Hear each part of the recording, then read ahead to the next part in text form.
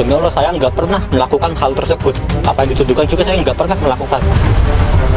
Karena itu anaknya polisi, Mbak. Dia anaknya polisi? Nggak tahu kalau yang Egi anaknya polisi apa enggak, Vina nggak kenal. Tapi dia suka sama Vina. Kasus pembunuhan Vina Dewi Arista dan kekasihnya Muhammad Rizky Rudiah alias Egi yang terjadi pada tahun 2016 silam terus menjadi sorotan publik. Pasalnya, 3 dari 11 pelaku yang terlibat dalam kasus ini belum juga diringkus. Keberadaannya masih gelap, dan polisi hingga saat ini masih terus melakukan pencarian dengan menerbitkan daftar pencarian orang terhadap 3 pelaku yang masih buron. Belum juga polisi merampungkan pekerjaan rumahnya, kini muncul persoalan baru. Aroma salah tangkap terhadap 11 pelaku pembunuh Vina dan Egi mulai menyeruak. Ia divonis 8 tahun penjara oleh Pengadilan Negeri Kota Cirebon dan kini telah bebas setelah menjalani hukuman selama 3 tahun 8 bulan. Saat ditangkap, Saka masih berumur 15 tahun, masih di bawah umur. Kepada kami, Saka mengungkapkan kalau dirinya bukanlah pelaku pembunuh Vina dan Egi. Saat ditemukannya jasad Vina dan Egi di Jembatan Talun, Saka sedang berada di rumah. Waktu malam kejadian saya ada di rumah, di posisi ada di rumah. Sebelum maghrib, nyampai jam 11 kurang masih ada di rumah.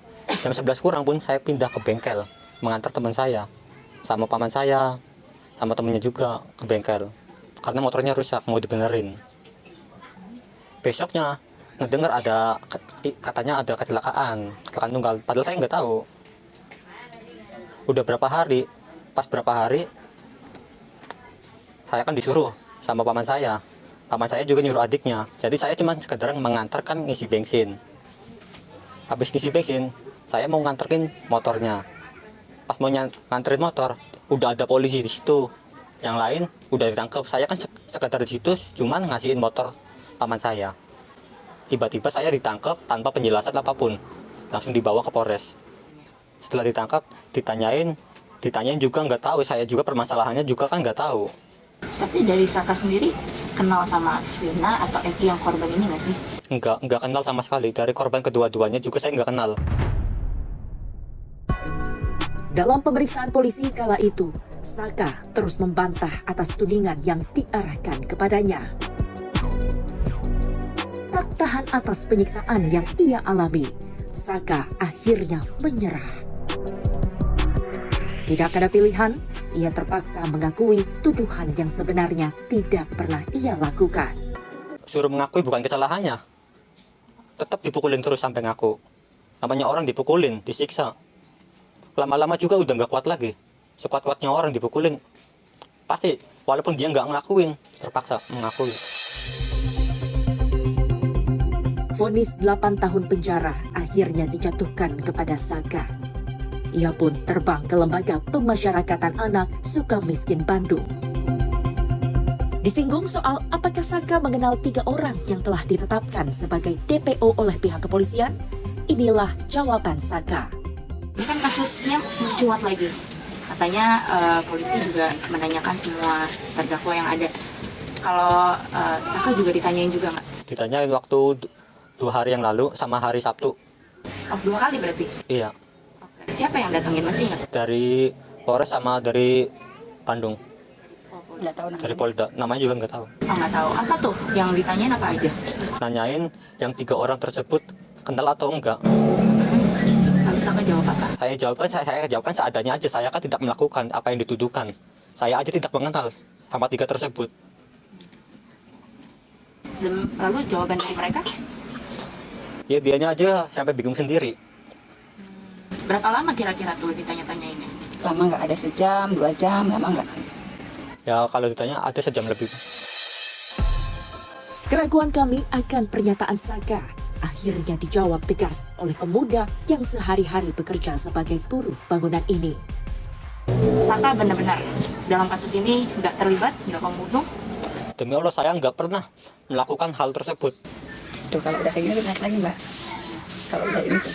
Ini. Apa yang dituduhkan juga saya nggak pernah melakukan.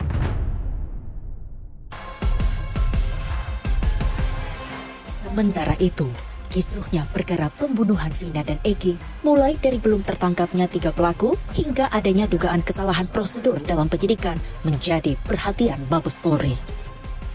Terkait perkara dugaan tindak pidana perlindungan anak dan atau pembunuhan berencana tersebut, di mana korban atas nama 1. Vina Dewi Arsita alias Vina, dan 2. Muhammad Rizky Ridiana alias Eki saat ini masih ditangani oleh Polda Jawa Barat.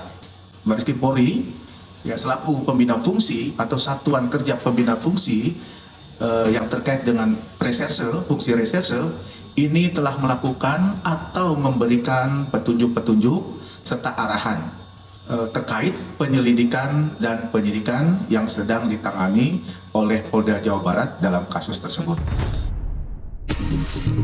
Sementara itu, kuasa hukum Sakatala, Titin Prialianti, menilai banyak kejanggalan yang telah terjadi di persidangan kasus terbunuhnya Vina dan Egi. Sama seperti keluarga korban Vina, keluarga para terpidana yang kini menjalani hukuman cukup berat juga sejak 2016 silam terus mencari keadilan. Mereka menilai kliennya merupakan korban salah tangkap. Joki Nainggolan, kuasa hukum terpidana Eko Ramdhani, Hadi Saputra, Jaya, Eka Sandi, dan Supriyanto, mengungkapnya Vina dan Egi. Udah diam aja, maling aku penjara penuh. Perkara tersebut masih ditangani oleh Polda Jawa Barat. Kliennya dipaksa mengaku telah melakukan pembunuhan terhadap Vina dan Eki. Adapun tuduhan yang dipersangkakan mereka seolah-olah mereka terlibat dalam satu kejahatan yang terjadi di flyover ya, Jalan Perjuangan itu sesuatu yang sangat mustahil. Dari hasil penelusuran kami dalam rangka melihat kejuaraan mereka sebagai tersangka pada saat itu, ternyata apa yang dituduhkan oleh penyidik itu di luar daripada hal yang sebenarnya. Kami sudah berjuang baik di luar persidangan, sebelum persidangan maupun di dalam persidangan. Sudah. Tetapi apa waktu itu yang terjadi, sudah terbentuk satu image di tengah-tengah masyarakat ya, bahwa mereka-mereka ini yang tangkap ini sudah dipolarisasi menjadi bagian daripada pelaku kejahatan.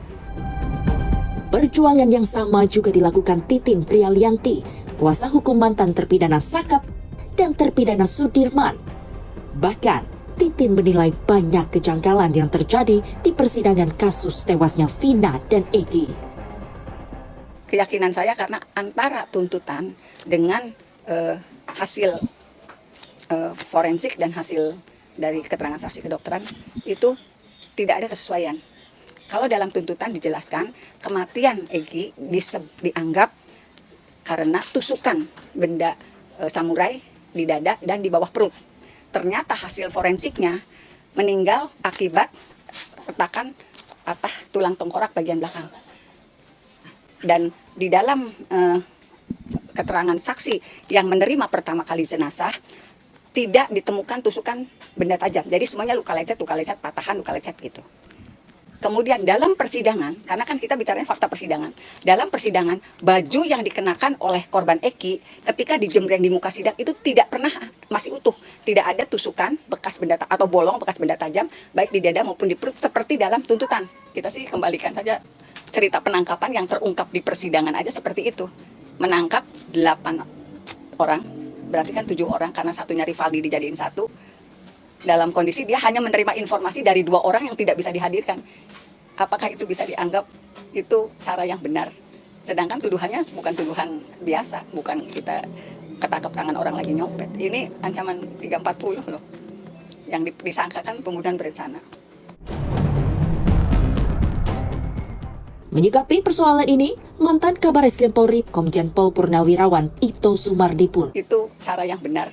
Sedangkan tuduhannya bukan tuduhan biasa, bukan kita ketangkep tangan orang lagi nyopet. Ini ancaman 340 loh.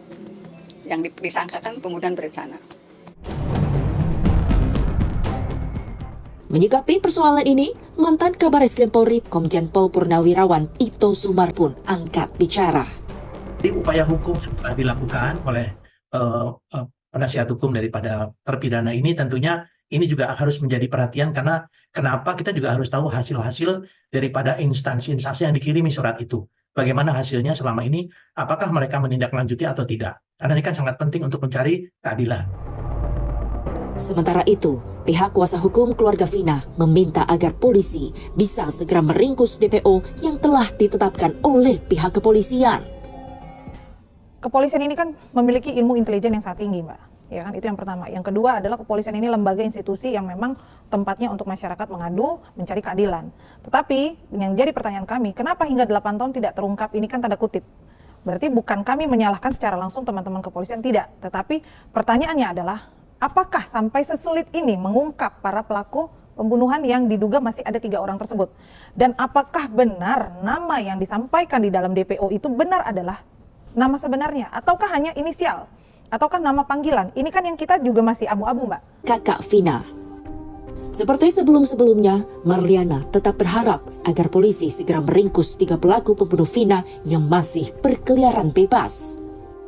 Kalau untuk 8 tahun ini keluarga sudah cukup pasrah sih, Mbak. Sebenarnya sudah cukup pasrah karena sudah cukup lelah juga. Jadi memang pas awal kejadian kan keluarga juga sempat sudah berusaha gitu untuk menanyakan kepada pelaku-pelaku itu. Yang 3 pelaku ini tolonglah kasih tahu ke kami fotonya seperti apa, alamatnya di mana, Facebooknya apa gitu. Kami semua sudah menanyakan itu, Mbak. Sampai kami semua sudah sedikitnya tanya-tanya juga, Mbak. Ya mereka semua bungkam, nggak ada yang ngomong sih. Yang pelaku yang di dalam ini nggak ada yang berani ngomong. Harapan saya sih cepat tertangkap ya, Mbak.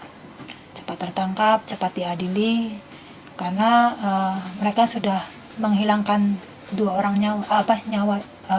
gitu. Dalam perbincangannya dengan kami, wajah Marliana tiba-tiba berubah ketika kami menanyakan soal adanya pernyataan polisi telah salah tangkap dalam kasus yang menewaskan adiknya. Saya bilang, Bu, nggak usah banyak bicara, saya bilang. Ini bukti sudah ada, sudah jelas. Jadi nggak usah mengelak. Tapi memang kenyataannya seperti itu loh. Ini juga kenyataan, saya bilang. Bukti-bukti sudah ada kok. Sekarang ya udah, Bu, diam aja, maling aku penjara penuh, saya bilang gitu. Selama ini, Marliana mencari keadilan sendiri tanpa ditemani keluarga Eki, kekasih Vina yang ikut tewas dalam peristiwa 2016 lalu. Lama tak ada kabar, akhirnya keluarga Eki pun buka suara. Saya mengharapkan pada seluruh warga negara Indonesia, saya adalah orang tua kandung dari almarhum Muhammad Rizky Rudiana atau Eki. Saya mohon kepada seluruh warga negara Indonesia agar jangan membuat kami lebih sakit. Eki adalah anak kandung kami yang mana menjadi korban daripada kelompok-kelompok yang kejam. Saya tidak diam, saya terus berupaya dan bekerja sama dengan reskrim. Terbukti beberapa kita kami amankan dan sisanya sedang kami perjuangkan untuk dilakukan pengungkapan. Sekali lagi saya mohon doa, mudah-mudahan orang-orang yang telah mengambil nyawa anak saya bisa segera terungkap.